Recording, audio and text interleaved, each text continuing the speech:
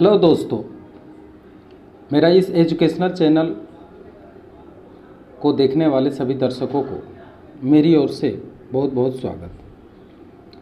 आज मैं आप लोगों को आनुवंशिकता के विषय में हेरिडिटी पार्ट 3 का वीडियो लेकर आए हैं। इसके पहले पार्ट 1 और पार्ट 2 का वीडियो बना चुका हूं। उसमें आप आनुवंशिकता के विषय में बहुत सारे जानकारी आप उससे ले सकते हैं, जैसा कि आनुवंशिकता का शब्दावली हो या फिर मेंडल अपने प्रयोग में मटर के पौधा का चुनाव क्यों किया, मेंडल अपने प्रयोग में सफल क्यों हुए, और मटर के पौधे में जो कंट्रास्ट कैरेक्टर हैं, 7 जोड़ी जो कंट्रास्ट कैरेक्टर है, उनके विषय में अच्छी तरह से समझाया गया। आज आप देखेंगे कि जैसा कि हम पहले वीडियो में बता चुके हैं, इसके पहले वाला वीडियो में हेरिडिटी पार्ट 2 में, कि आज मैं मेंडल का जो नियम है, 3 नियम इन्होंने दिए और इन प्रमुख 3 नियम के बारे में आज मैं चर्चा करूंगा। उसके लिए इनके जो प्रयोग हैं वो कौन कौन सा प्रयोग या एक्सपेरिमेंट इन नियमों को पूर्ति करता है या इन नियमों को जो है कंप्लीट करता है, उसके बारे में हम देखेंगे। उनका जो ये 3 नियम था, जैसा कि हम पहले बता चुके हैं। पहला नियम है लॉ ऑफ डोमिनेंस, अर्थात प्रभाविता का नियम, ठीक है। और दूसरा नियम है लॉ ऑफ सेग्रीगेशन। तो लॉ ऑफ सेग्रीगेशन का मतलब हुआ पृथक्करण का नियम। और तीसरा जो नियम इनका है वो है लॉ ऑफ इंडिपेंडेंट असॉर्टमेंट, ठीक है, अर्थात स्वतंत्र अपव्यूहन का सिद्धांत। तो ये 3 सिद्धांत आप याद रखेंगे। पहला क्या है? पहला है प्रभाविता का नियम, जिसको लॉ ऑफ डोमिनेंस कहते हैं। दूसरा है लॉ ऑफ सेग्रीगेशन, जिसको पृथक्करण का नियम कहते हैं। और तीसरा है इंडिपेंडेंट असॉर्टमेंट। तो इंडिपेंडेंट असॉर्टमेंट का जो नियम है, जिसको स्वतंत्र अपव्यूहन का सिद्धांत कहते हैं, लॉ ऑफ इंडिपेंडेंट असॉर्टमेंट। तो देखिए, इसमें सबसे पहले आप देखेंगे मोनोहाइब्रिड क्रॉस। तो आज का वीडियो में आप मोनोहाइब्रिड क्रॉस के बारे में भी विशेष देखेंगे कि किस तरह से इन्होंने जो अपने प्रयोग किए, तो उसमें मोनोहाइब्रिड क्रॉस में कौन कौन से लक्षण या कौन कौन से इन्होंने विरोधी लक्षण लिए और उसने अपने प्रयोग में किस तरह के रेशियो निकाले। तो देखिए, इसमें थोड़ा सा जानकारी आप कर लीजिए कि मेंडल मोनोहाइब्रिड क्रॉस में मटर के पौधे का प्रयोग किए, जिसमें कि उन्होंने 2 विरोधी लक्षण लिए। एक लंबा पौधा लिए और दूसरा नाटा पौधा लिए, ठीक है। लंबा पौधा जो लिए, उनके अंदर जो जीन का कंडीशन था वो होमोजाइगस था, और नाटा पौधा का भी होमोजाइगस ही था। अब होमोजाइगस के बारे में हम इसके पहले भी बता चुके हैं। होमोजाइगस मतलब कि अगर किसी भी जीन के अंदर जो विरोधी लक्षण दोनों होते हैं वो अगर समान होते हैं तो उसको हम कहते हैं होमोजाइगस। तो यहाँ पे प्योर लंबा अगर पौधा का चुनाव करते हैं तो उसमें कैपिटल टी का हम लोग जीन को सूचित करते हैं, कैपिटल टी से, ठीक है। और अगर प्योर नाटा का व्यवहार करते हैं तो उसमें हम लोग स्मॉल टी का प्रयोग करते हैं। तो इन्होंने सबसे पहले एक प्योर लंबा और एक प्योर नाटा पौधा को इन्होंने सिलेक्शन किया। सिलेक्शन करने के बाद इन जनकों को हम पेरेंटल जनरेशन भी कहते हैं, अर्थात इसको P1 से इन्होंने सूचित किया, अर्थात पेरेंटल जनरेशन, जिसमें कि पेरेंट्स के बीच में, अर्थात 2 विरोधी लक्षण वाले पेरेंट्स के बीच में आपस में क्रॉस कराए। तो आपस में क्रॉस कराए या हाइब्रिडेशन कराए।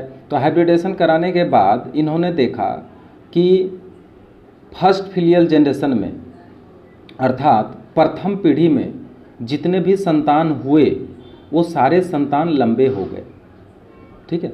तो आप समझेंगे, आप सोचेंगे कि दोनों अगर एक डोमिनेंट कैरेक्टर और एक रिसेसिव कैरेक्टर। डोमिनेंट कैरेक्टर अर्थात लंबा का कैरेक्टर, और रिसेसिव कैरेक्टर यानी अप्रभावी लक्षण वाला जो कैरेक्टर है वो क्या है, तो नाटा का कैरेक्टर है। परंतु इन दोनों के मिलन से जो संतान उत्पन्न हुए उसमें केवल लंबा का ही गुण आ गया, उसमें नाटा का एक भी गुण नहीं आया। अर्थात जितने उससे सीड जो प्राप्त हुए उन सारे सीड को, उन सारे बीजों को उन्होंने भूमि पर, जमीन पर रोप दिए। रोपने के बाद देखा गया कि जितने भी पौधे तैयार हुए सारे के सारे लंबे हो गए, परंतु एक भी नाटा पौधा उसमें प्राप्त नहीं हुआ। तो आप सोच सकते हैं कि आखिर नाटा पौधा क्यों नहीं प्राप्त हुए, जबकि उसके अंदर नाटा का जो जीन है वो विद्यमान है, परंतु फिर भी उसमें नाटा का गुण नहीं मिला। तो इससे पता चलता है कि दोनों तो होमोजाइगस कंडीशन में था और जो इसका संतान उत्पन्न हुए वो हेटेरोजाइगस हो गए। हेटेरोजाइगस कहने का मतलब एक लंबाई का लक्षण वाले कैपिटल टी इसमें आया और एक नाटा के लक्षण वाले स्मॉल टी आया। ठीक है, तो ये तो हाइब्रिड हो गया क्योंकि इसमें कैपिटल टी और स्मॉल टी दोनों आ गया। परंतु इसमें जो लक्षण दिखाई दिए वो सारे लंबे लक्षण दिखाई दिए और ऐसे पौधों को उन्होंने हाइब्रिड कहा। हाइब्रिड कहने का मतलब हेटेरोजाइगस। हेटेरोजाइगस मतलब एक डोमिनेंट का जीन और एक रिसेसिव का जीन, तो दोनों जीन इसके अंदर उपस्थित है, परंतु इसमें जो लक्षण दिखाई दिए वो लंबाई के लक्षण ही दिखाई दिए। कहने का मतलब लंबा का ही लक्षण दिखाई दिए, इसीलिए इसको हम डोमिनेंट कहते हैं, यानी लंबाई के लक्षण को हम डोमिनेंट कहते हैं। क्लियर? तो डोमिनेंट जो लक्षण है वो लंबाई का लक्षण कहलाता है और इसलिए इन पौधे के अंदर देखा गया है कि ये डोमिनेंट को लक्षण लेकर उत्पन्न हुए, परंतु इसका जो नाटा का लक्षण है वो सप्रेस कर दिए गए। सप्रेस करने का मतलब उसको छुपा लिए गए, तो इसीलिए तो लंबाई के लक्षण को हम लोग डोमिनेंट कैरेक्टर भी कहते हैं। अब इन्होंने क्या किया, इन दोनों इस प्रकार के जो प्रथम पीढ़ी में संतान उत्पन्न हुए, हाइब्रिड संतान, इन हाइब्रिड संतान को ये आपस में क्रॉस कर दिए, अर्थात इसमें सेल्फ पोलिनेशन करा दिए गए। और जब सेल्फ पोलिनेशन कराया गया तो पता चला कि सेकेंड फिलियल जनरेशन में जो प्लांट्स तैयार हुए उन प्लांट्स के अंदर देखा गया है कि 3 तरह के संतति प्राप्त हुए, और ये 3 प्रकार के संतति जो प्राप्त हुए वो 3 प्रकार के संतति कौन कौन से हुए, तो उसमें देखा गया है कि 25% जो है वो प्योर टॉल पौधे तैयार हुए, 50% जो था वो हाइब्रिड पौधा तैयार हुए और मात्र 25% जो था वो नाटा पौधा तैयार हुए। तो देखिए ये जो प्रयोग किए थे ये इनके आधार पर इन्होंने 2 नियम दिए, जिसमें कि एक हुआ लॉ ऑफ डोमिनेंस और दूसरा हुआ लॉ ऑफ सेग्रीगेशन। तो देखिए फर्स्ट फिलियल जनरेशन में जो पौधे तैयार हुए जिसको कि हम हाइब्रिड पौधा कहे, जिसमें कैपिटल टी और स्मॉल टी के जीन उपस्थित थे, तो ये पौधे हाइब्रिड हुए। तो यहाँ पे क्या हुआ कि डोमिनेंट का लक्षण प्रकट हुए, तो इसके आधार पर उन्होंने लॉ ऑफ डोमिनेंस निकाले, अर्थात फर्स्ट फिलियल जनरेशन में जो हाइब्रिड पौधे तैयार हुए उसमें लंबा का जो लक्षण थे वो डोमिनेंट हो गया, इसलिए इनके आधार पर इन्होंने पहला नियम निकाला लॉ ऑफ डोमिनेंस, अर्थात 2 विरोधी लक्षण वाले पौधे के बीच में जब क्रॉस कराया जाता है तो फर्स्ट फिलियल जनरेशन में डोमिनेंट का लक्षण प्रदर्शित होते हैं, अर्थात जो लंबा का लक्षण है वो प्रदर्शित होते हैं, इसलिए इस नियम को इन्होंने डोमिनेंट लॉ ऑफ डोमिनेंट कहा। परंतु दूसरा जो नियम इनका था लॉ ऑफ सेग्रीगेशन, तो लॉ ऑफ सेग्रीगेशन कहाँ पे लागू हुआ, तो कहा कि जब सेल्फ पोलिनेशन किया गया इन दोनों पौधे में, अर्थात हाइब्रिड पौधा के एक मेल और एक फीमेल के बीच में जब आपस में क्रॉस करवाया गया, तो क्रॉस करवाने के बाद इनको जो पौधे मिले तो उनमें देखा गया है कि लंबाई का लक्षण भी है, अर्थात डोमिनेंट का भी लक्षण है, उसके साथ साथ हाइब्रिड का भी लक्षण है और इसके साथ साथ नाटा का भी लक्षण है। तो अर्थात सारे लक्षण यहाँ पे सेग्रीगेट हो गए। सेग्रीगेट होने का मतलब क्या हुआ कि वो सारे लक्षण अलग अलग हो गए, यानी 25% प्योर लंबा जो पेरेंट के अंदर था वो प्योर लंबाई का लक्षण भी आ गया, 25% प्योर ड्वार्फ का लक्षण आ गया, अर्थात जो नाटा का लक्षण था वो 25% आ गया, और देखा गया कि 50% जो है वो लक्षण हाइब्रिड का आ गया। ठीक है, और इनका अगर फेनोटाइपिक रेशियो निकाल के देखते हैं तो इसमें आता है 3:1, अर्थात इसमें देखा गया कि 75% पौधे जो थे वो एक जैसे थे, अर्थात लंबा पौधा था, और 25% जो था वो नाटा पौधा था। तो चूंकि 75% लंबा पौधा है, भले उसमें प्योर पौधा 25% है, प्योर टॉल, और हाइब्रिड टॉल 50% है, दोनों मिलाकर के 75% हुआ। तो 75% और 25%, अर्थात 3:1। तो उन्होंने जब इनके शारीरिक रचना अर्थात इनका जो आकारिकी है, मॉर्फोलॉजी है, उनको देख करके इन्होंने क्या किया, एक रेशियो निकाला। उस रेशियो को ही इन्होंने फेनोटाइपिक रेशियो नाम दिया, क्योंकि वो शारीरिक बनावट, शरीर का बाहरी रचना के आधार पर रेशियो निकाले थे। इसके बाद उन्होंने जेनोटाइपिक रेशियो भी निकालने का कोशिश किया।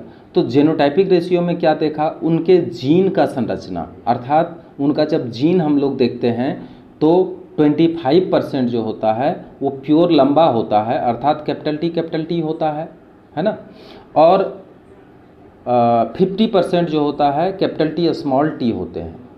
ठीक है, तो ये हाइब्रिड कहलाया, और 25% स्मॉल टी होता है जो रिसेसिव कैरेक्टर को लेकर के तैयार हुआ, अर्थात वो बौना पौधा तैयार हुआ। क्लियर हो गया।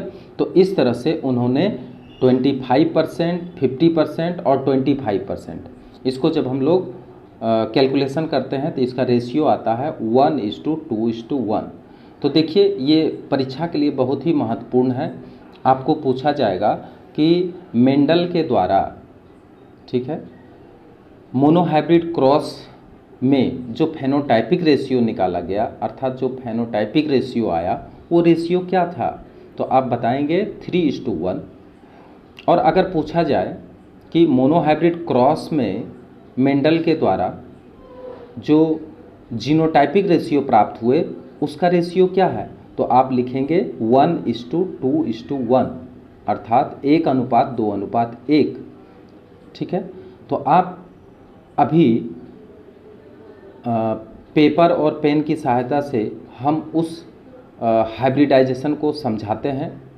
आप इस हाइब्रिडाइजेशन को आप पेपर में एक बार देख लीजिए, आपको बिल्कुल अच्छी तरह से समझ में आ जाएगा। जो बात अभी हमने आप लोगों को समझाए हैं वो बात आप पेपर और कॉपी में जब बताएंगे तो उसको बहुत ही अच्छी तरह से आप समझ जाएंगे। इसको आप समझिए, मैं अभी आपको बताने जा रहा हूँ, आप देखिए। अभी आप देखेंगे मोनोहाइब्रिड क्रॉस, ठीक है, मोनोहाइब्रिड क्रॉस जो मेंडल ने प्रयोग किए मटर के पौधा पर, मोनोहाइब्रिड क्रॉस, गौर से देखिए, मोनोहाइब्रिड क्रॉस, मोनोहाइब्रिड क्रॉस, ठीक है, इसको कहते हैं हिंदी में एक संकर संकरण, एक संकर संकरण। इसका देखिए परीक्षा में भी पूछा जाता है कि एक संकर संकरण का चेकर बोर्ड के सहायता से इसका जो आरेख डायग्राम है उसको आप खींचिए, ठीक है, और इसको समझाइए। ठीक है, तो एक संकर संकरण, तो एक संकर संकरण में आप क्या देखते हैं कि जैसा कि हम इसके पहले बता चुके हैं, आप वीडियो में देख चुके हैं कि उसमें कैपिटल टी ये दोनों क्या है, होमोजाइगस कंडीशन में टॉल प्लांट है। ये इसको हिंदी में हम लिख देते हैं लंबा पौधा। लेकिन ये लंबा पौधा जो होता है वो कैसा होता है, ये लंबा पौधा प्योर है यानी शुद्ध है, ध्यान दीजिए कि मेंडल ने सबसे पहले मटर का एक लंबा पौधा का चुनाव किया जिसका जीन का संरचना कैपिटल टी था। ठीक है, इनको इन्होंने क्रॉस कर दिए स्मॉल टी के साथ, जिसको कि हम नाटा पौधा कहते हैं, यानी डॉर्फ प्लांट कहते हैं। नाटा पौधा अर्थात इसको हम ड्वार्फ प्लांट कहते हैं, ड्वार्फ। ठीक, और ये टॉल प्लांट हो गया, टॉल प्लांट। ठीक है, इसको हम पेरेंटल जनरेशन कहते हैं, अर्थात जनक पीढ़ी कहते हैं, इसको P1 से सूचित करते हैं। क्लियर हो गया। अब देखिए इसमें गैमीट बनेंगे, तो जो गैमीट बनता है इसमें क्रोमोसोम का नंबर हाफ हो जाता है। तो समझ लीजिए कि इसमें कैपिटल T बना एक गैमीट और इसमें स्मॉल t एक गैमीट बना। ठीक है, तो ये पेरेंटल गैमीट है, यानी पेरेंटल गैमीट बना, इसको पेरेंटल गैमीट कहते हैं क्योंकि पेरेंट से गैमीट का निर्माण होता है। ठीक है, अब ये दोनों के बीच में जब क्रॉस करा दिया गया, ठीक है, गैमीट के बीच में जब क्रॉस किया गया तो जायगोट बनेगा, तो जायगोट बनेगा तो दोनों के मिलन से ही बनेगा, अर्थात हाफ नंबर ऑफ क्रोमोसोम। ये हैप्लॉइड क्रोमोसोम है, ये भी हैप्लॉइड क्रोमोसोम है। जब दोनों आपस में संयोग करेगा तो ये डिप्लॉइड क्रोमोसोम बनाया, और डिप्लॉइड जो सेल है, यानी ये जायगोट का निर्माण किया, तो इससे फिर क्या होगा, बहुत सारे इस तरह के सीड बनेंगे। तो ये जो प्रोजेनी बना है, अर्थात ये जो संतान उत्पन्न हुआ है, इसको हम कहते हैं F1 जनरेशन। क्या कहेंगे इसको? F1 generation. ठीक है, तो एक पेरेंटल जनरेशन हुआ, एक पेरेंटल गैमीट हुआ, एक F1 जनरेशन हुआ। तो F1 जनरेशन में हम क्या देखे हैं कि इसमें कैपिटल T स्मॉल t पौधा प्राप्त हुआ। इसको मेंडल ने हाइब्रिड नाम दिया। क्या नाम दिया इनका? हाइब्रिड। इसको हाइब्रिड संतति बोलते हैं। हाइब्रिड संतति का मतलब कि इसमें ये हेट्रोजाइगस कंडीशन में है, जैसा कि हम बता चुके हैं हेट्रोजाइगस क्या है। ठीक है, अर्थात दो विकल्पी लक्षण वाले जोड़े जब एलल्स में होते हैं तो उसी को हेट्रोजाइगस कहते हैं। ठीक है, समझ में आ रहा है? तो हेट्रोजाइगस कंडीशन में आपका हाइब्रिड प्लांट प्राप्त हुआ, जो कि F1 जनरेशन में प्राप्त हुआ। अब इन्होंने क्या किया, अच्छा इसका लक्षण क्या दिखाई दिया? इसका लक्षण दिखाई दिया लंबा का। ठीक है, अब लंबा का लक्षण दिखाई दिया है तो ये प्योर नहीं है, हाइब्रिड है।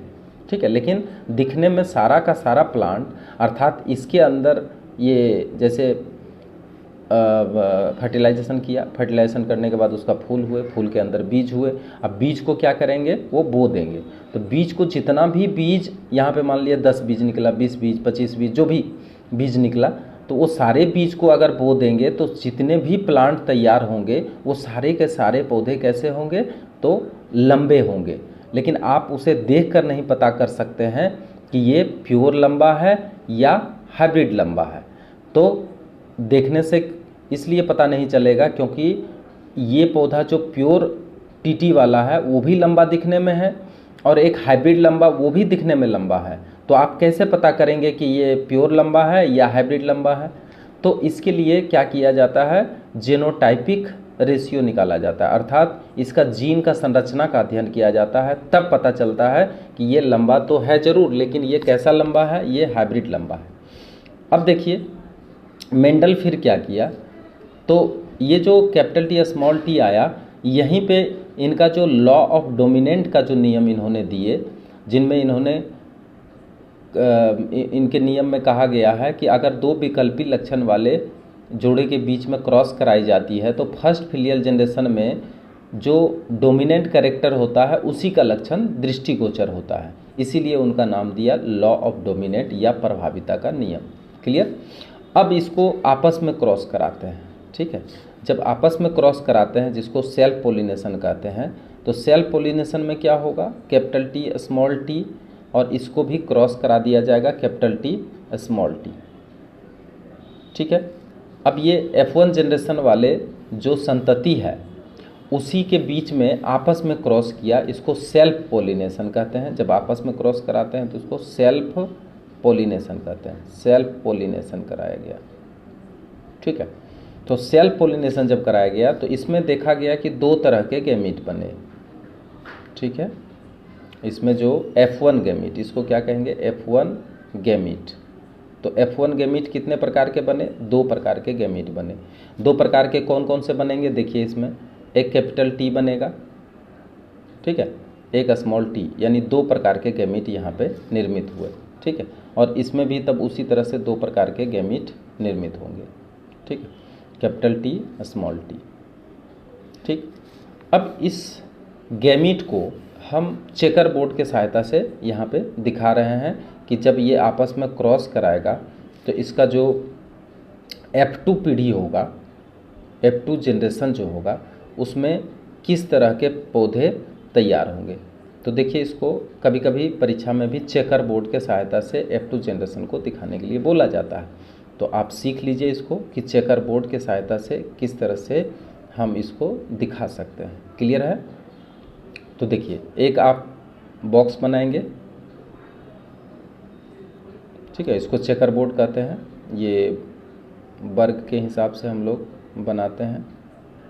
तो इसमें ध्यान दीजिए कि इस तरह से आपको बनाना है। अच्छा, एक तरफ ओवम लेते हैं, एक तरफ स्पर्म लेते हैं, अर्थात एक तरफ जहाँ पे, चलिए इधर मेल ले लेते हैं, यहाँ पे स्पर्म बना है, और इधर जो है फीमेल का ले लेते हैं। ये मेल हुआ, ये फीमेल हुआ, ठीक है। मेल हुआ तो इधर इसका स्पर्म, यानी इसको हम पोलन ग्रेन भी कह सकते हैं, इसका पोलन ग्रेन लिया, ठीक है ना। उतना आपको लिखने का ज़रूरत नहीं है, बस इसको भी लिख देने से हो जाएगा। और इधर हम लोग ओवा लिए, ओवम,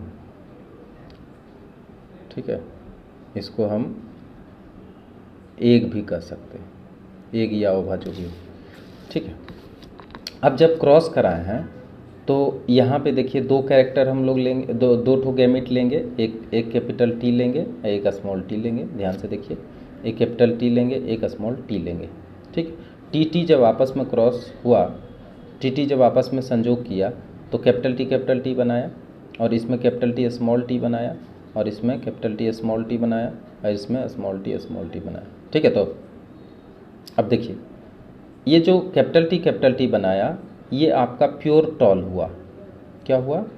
प्योर टॉल, ठीक है, दिखाई दे रहा है, प्योर टॉल। और ये क्या होगा? ये हाइब्रिड टॉल हो गया। क्या हुआ बताइए? हाइब्रिड टॉल हुआ, क्योंकि इसमें हेट्रोजाइगस कंडीशन में है। और ये भी हो गया हाइब्रिड टॉल, ठीक है। और ये हो गया आपका प्योर, क्या? Pure dwarf.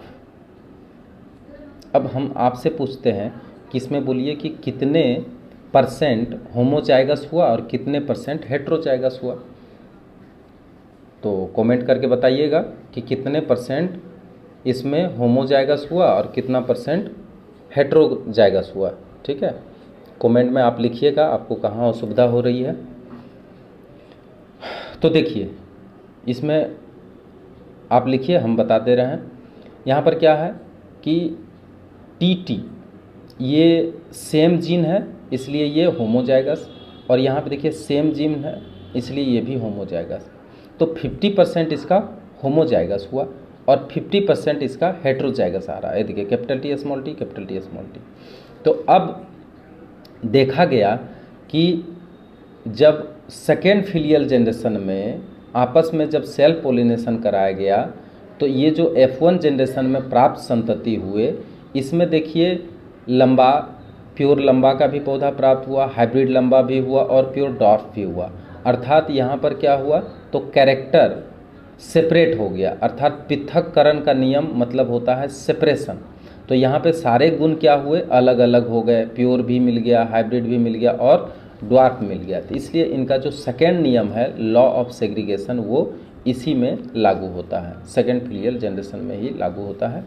तो इस तरह से आप अभी आप अगर देखें तो कैपिटल T और कैपिटल T कितने पौधे हुए? तो इसका एक पौधा हुआ, ठीक है। कैपिटल T स्मॉल t कितने पौधे हुए? तो इसका 2 पौधा हुआ, और स्मॉल टी इसका कितना हुआ, 1 हुआ। ठीक है, कहने का मतलब एक नहीं है बल्कि ये असंख्य पौधे हैं, परंतु इसका अगर हम देखें तो 1/4 जो प्लांट्स हुए, ठीक है, वो प्योर टॉल हुए। 1/2 जो प्लांट हुए वो हो गया कैपिटल टी स्मॉल टी, और 1/4 जो हुए, 1/4 समझ रहे हैं, 4 में 1 हुआ, ये 4 में 1 हुआ, और ये 4 में 2 हुआ, इसको 2/4 करेंगे। ठीक है, इसको कितना करेंगे, 2/4 करेंगे। अब इसका अगर परसेंटेज निकालें तो 1/4 इंटू 100, परसेंटेज आप निकालने जानते हैं, कितना हुआ बोलिए, 25% हुआ।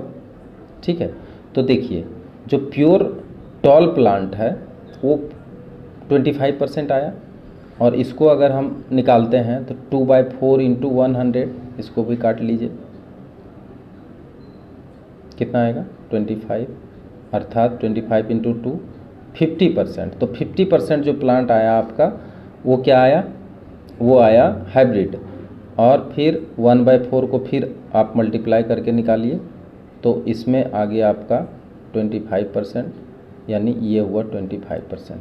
तो अब देखिए इसका अगर जीनोटाइपिक और फेनोटाइपिक रेशियो निकालते हैं तो पहले फेनोटाइपिक रेशियो निकाल लीजिए। फेनोटाइपिक, तो फेनोटाइपिक का हम लोग जानते हैं कि एक जैसा जो दिखाई दे, बाहर से जो एक जैसा दिखाई दे उसको फेनोटाइपिक रेशियो कहते हैं। तो फेनोटाइपिक रेशियो अगर हम निकाल के देखते हैं, ठीक है, इसको कहते हैं दृश्य रूप। तो दृश्य रूप अगर हम लोग देखते हैं तो क्या दिखाई देता है कि 25% और 50%, ये जो दोनों पौधा है वो बिल्कुल एक जैसा दिखाई देता है। भले जेनेटिकली वो अलग अलग है, लेकिन ये भी टॉल दिखाई देता है। ठीक है, ये प्योर टॉल है और ये हाइब्रिड टॉल है, लेकिन है तो दोनों टॉल। ये क्या है, ये प्योर टॉल है, प्योर टॉल, और ये क्या है, हाइब्रिड टॉल, हाइब्रिड टॉल, लेकिन दिखाई कैसा देगा। ठीक है, तो इसका रेशियो आ गया दोनों मिला करके 75%। ठीक है, और आ गया एक केवल दिखाई दिया कैसा, प्योर ड्वार्फ। ठीक है, तो ये अलग दिखाई दिया, इसलिए इसको हम, चूँकि ये दोनों एक जैसा दिखाई दिया और ये अलग दिखाई दिया 25%।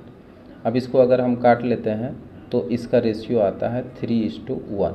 ठीक है, अब सीधे 3:1 भी लिखने से आपका काम चल जाएगा। ठीक है, हम केवल इसको डिटेल से समझाने के लिए इस तरह से परसेंटेज निकाल दे रहे हैं। अच्छा, दूसरा है जीनोटाइप। अब देखिए जीनोटाइप रेशियो अगर हम लोग निकालें, जीनोटाइपिक रेशियो, तो आपको जीन देखना पड़ेगा, और जीन आप देख रहे हैं तो जीन में देखिए आपका कैपिटल टी है जो कि 1/4 है, कहने का मतलब 25% है। तो चलिए इसको 25% ही फिलहाल लिख देते हैं। अच्छा, अब देखिए ये कैपिटल टी स्मॉल टी, इसका जीन अलग है, हेट्रोजाइगस है, इसका कितना है, 50% है। चलिए 50% लिख देते हैं। और इसका देखिए स्मॉल टी कितना है, फिर है 25%। अब इसको अगर काट दीजिएगा आप 25, ठीक है, तो यहाँ पे 1 आएगा, यहाँ पे 2 आएगा, यहाँ पे 1 आएगा। तो इसका देखिए रेशियो कितना है, 1:2:1। ठीक है, तो इस तरह से आप इसका फेनोटाइपिक रेशियो और जेनोटाइपिक रेशियो दोनों ही निकाल के दिखा सकते हैं। इसका आप स्क्रीनशॉट लेना चाहेंगे तो आप इसका स्क्रीनशॉट ले लीजिए ताकि समझने में सुविधा हो। ठीक है, तो हम थोड़ा सा ऊपर कर देते हैं, इसका स्क्रीनशॉट आप ले सकते हैं। ठीक है, इस तरह से आप इसका स्क्रीनशॉट ले सकते हैं ताकि आपको असुविधा ना हो। ये मोनो हाइब्रिड क्रॉस कंप्लीट है, इसमें चेकर बोर्ड की सहायता से आपको F2 जनरेशन को दिखाया गया है। क्लियर? तो आपका आज का वीडियो में आप लॉ ऑफ इंडिपेंडेंट असॉर्टमेंट को छोड़कर बाकी जो 2 लॉ, पहला और दूसरा जो लॉ है, लॉ ऑफ डोमिनेंट और लॉ ऑफ सेग्रीगेशन, इसके बारे में आप कंप्लीट नॉलेज हासिल कर लिए हैं, और इसके साथ साथ आप मोनो हाइब्रिड क्रॉस को भी देख लिए हैं। ठीक है। तो मोनोहाइब्रिड क्रॉस जब लिखने के लिए आएगा तो आपको ये कंडीशन तो लिखना ही पड़ेगा, लेकिन उसके साथ साथ आपको थोड़ा सा वर्णन कर देना पड़ेगा। क्या करना पड़ेगा? शुरू में आप लिखेंगे कि मोनोहाइब्रिड क्रॉस में सर्वप्रथम मेंडल ने एक प्योर मटर का पौधा तथा एक प्योर नाटा पौधा का सिलेक्शन किया। फर्स्ट फिलियल जनरेशन में उन्होंने देखा कि सारे के सारे पौधे लंबे हो गए, अर्थात हाइब्रिड लंबा पौधा प्राप्त हुआ। अब उन हाइब्रिड लंबा के बीच में इन्होंने आपस में सेल्फ पोलिनेशन करवाया। तो सेकेंड फिलियल जनरेशन में पता चला कि प्योर टॉल, हाइब्रिड टॉल और प्योर डॉर्फ, ये 3 किस्म के पौधे इन्हें प्राप्त हुए, जिसमें कि जेनोटाइपिक रेशियो 1:2:1 आया और फेनोटाइपिक रेशियो 3:1 आया। और इस तरह से लिख करके आप इसको इस आरेख डायग्राम को ज़रूर दिखा दीजिएगा, इसी में आपका नंबर मिलेगा। तो इस तरह से वीडियो अगर आपको अच्छा लगा हो तो आप इस वीडियो को सब्सक्राइब ज़रूर करिए, शेयर ज़रूर करिए, ताकि अन्य बच्चे भी इनका लाभ उठा सके और मेरा भी हौसला बढ़े। Thank you.